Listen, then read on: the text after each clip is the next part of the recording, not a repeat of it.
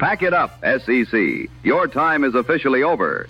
The Big Ten is the undisputed heavy back-to-back-to-back national championship epicenter of college football. Michigan in 2023, Ohio State in 2024, and Indiana's recent 16-0 miracle have turned this league into the deepest empire in sports history, which is exactly why the Big Ten has decided to completely destroy itself from within.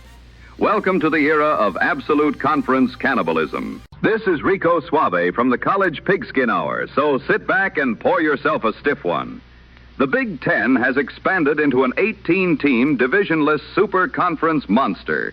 The Big Ten plays a brutal 9-game conference schedule, which means any given program only plays about 53% of the league in a regular season.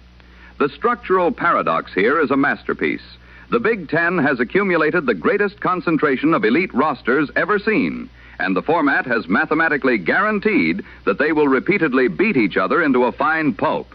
By November, a 10-2 or even a 9-3 record is highly projected to win this league, while multiple teams with national championship caliber rosters will be watching the 12-team playoff from their living rooms. To understand how the Big Ten got to this point of absolute volatility, look back at the absolute chaos of the 2025 standings. Indiana pulled off a historical miracle, securing their first outright Big Ten title since 1945, going completely undefeated alongside a powerhouse Ohio State team in the regular season. But look at the sheer wreckage left behind them in the upper tier. The Oregon Ducks put together a roster that went 13-2 overall and made it all the way to the college football playoff semifinal.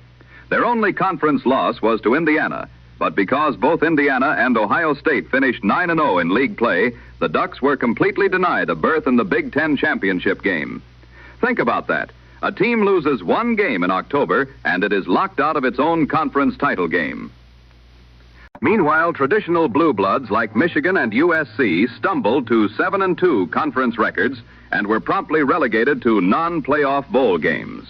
The standard here is so absurdly high that a 9-4 overall finish causes an immediate institutional existential crisis.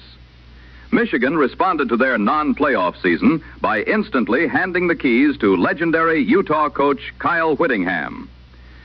Penn State finished a disappointing 7-6 overall, looked at the future, panicked, dismissed their entire coaching staff, and hired Matt Campbell away from Iowa State to execute a complete physical rebuild of the Nittany Lions. Heading into the 2026 campaign, the competitive gap at the top has somehow shrunk even more.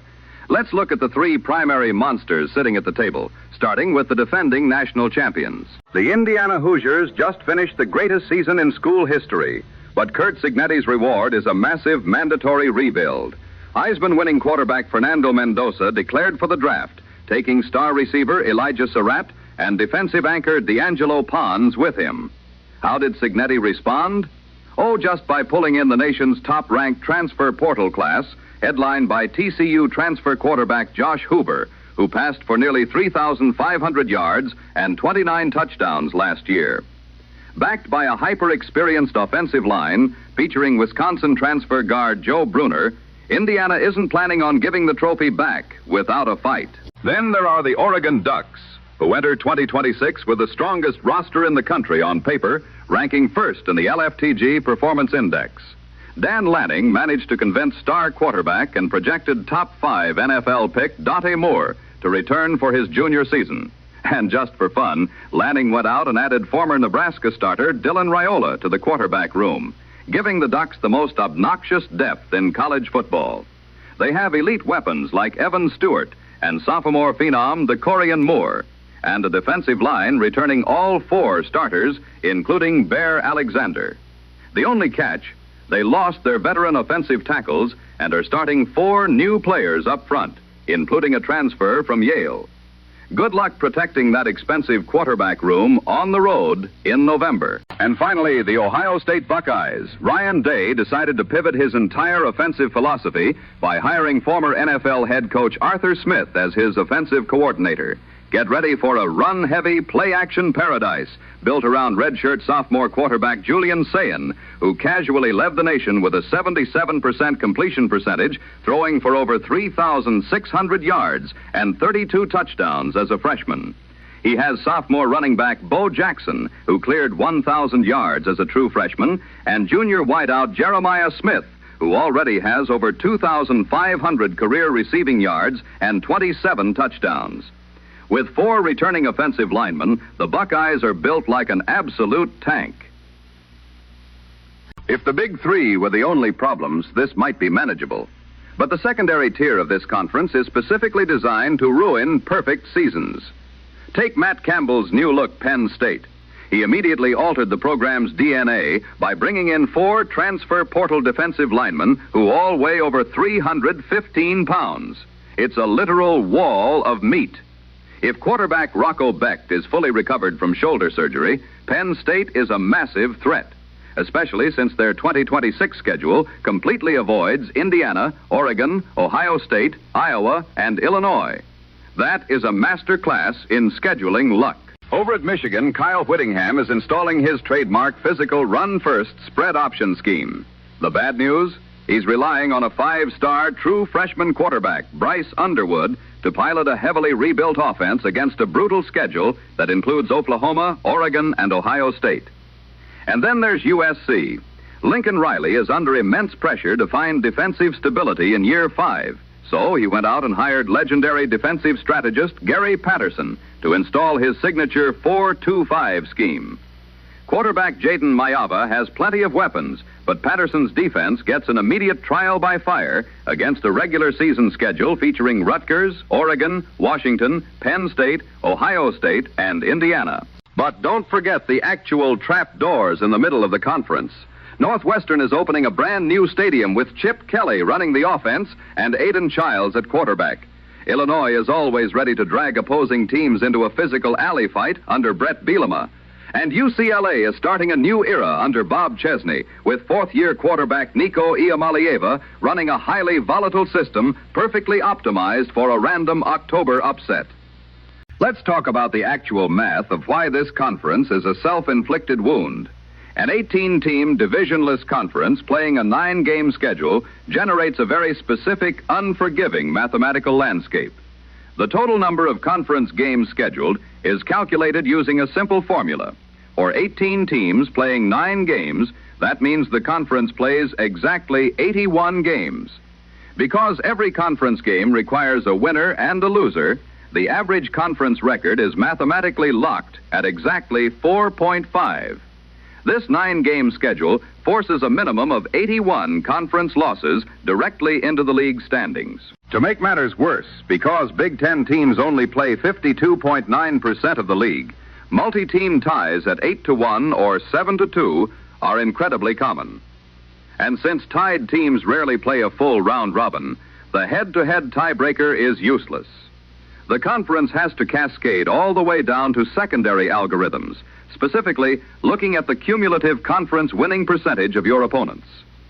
A team's championship hopes, first-round playoff byes, and entire season's destiny could literally be decided by the win-loss record of a team they didn't even play. A team with an easier rotating schedule can coast into the title game, while an elite team playing a gauntlet gets cannibalized by opponents they never faced. If you want to see this cannibalism in action, just look at the 2026 schedule. September 12th gives fans an immediate non-conference panic attack. Oregon has to travel to a hostile environment at Oklahoma State with a heavily rebuilt offensive line, while Ohio State travels to Austin to face Texas in a heavyweight analytical yardstick game. 2 weeks later, on September 26th, Oregon opens Big Ten play at the Coliseum against USC. October is where the traps are sprung. On October 3rd, Ohio State has to travel to Kinnick Stadium to face Iowa's ball control defense. On October 10th, USC heads to Bieber Stadium for a potential whiteout against Matt Campbell's massive defensive front. And October 17th is an absolute bloodbath. Ohio State goes to Indiana for a rematch of the 2025 title game, while Penn State travels to Ann Arbor to fight Kyle Whittingham's defense. By November, it's just pure survival. November 7th features Oregon at Ohio State in a late-season clash that will showcase Julian Sayin against that elite Duck defensive line. A week later, Michigan travels to Autzen Stadium to play Oregon, while USC tries to trap Indiana in Bloomington. And finally, November 28th brings the traditional regular season finale, Michigan at Ohio State, which will likely be a de facto playoff play-in game, testing a freshman quarterback against Ryan Day's veterans. But here is the ultimate punchline of the 2026 season: the high-stakes playoff trap. While coaching organizations are begging to expand the playoff to 24 teams and get rid of conference title games, the 12-team format remains completely locked in through this season. The 4 highest-ranked conference champions get first-round byes, and the remaining 8 slots are filled via at-large selections. This creates a massive systemic flaw for the runner-up of a super conference. Imagine an 11-0 or 10-1 Big Ten team that grinds through this brutal schedule, qualifies for the conference championship game, and loses a close one. That team is now 11-2 or 10-2. That extra loss forced upon them by a 13th game against an elite opponent can drop them in the selection committee rankings below a 10-2 peer who sat comfortably at home on championship weekend and avoided the damage entirely. The Big Ten has created the most entertaining, deepest, and most historically dominant conference in college football history. And in 2026, the reward for navigating that masterpiece is a system that actively punishes teams for participating. So drop a comment below who survives the meat grinder and who gets eaten alive. This was Rico Suave coming to you live from our College Pigskin Hour studio here in Barstow, California. Hit that subscribe button. Don't forget to like, stay prestigious, and good night, America.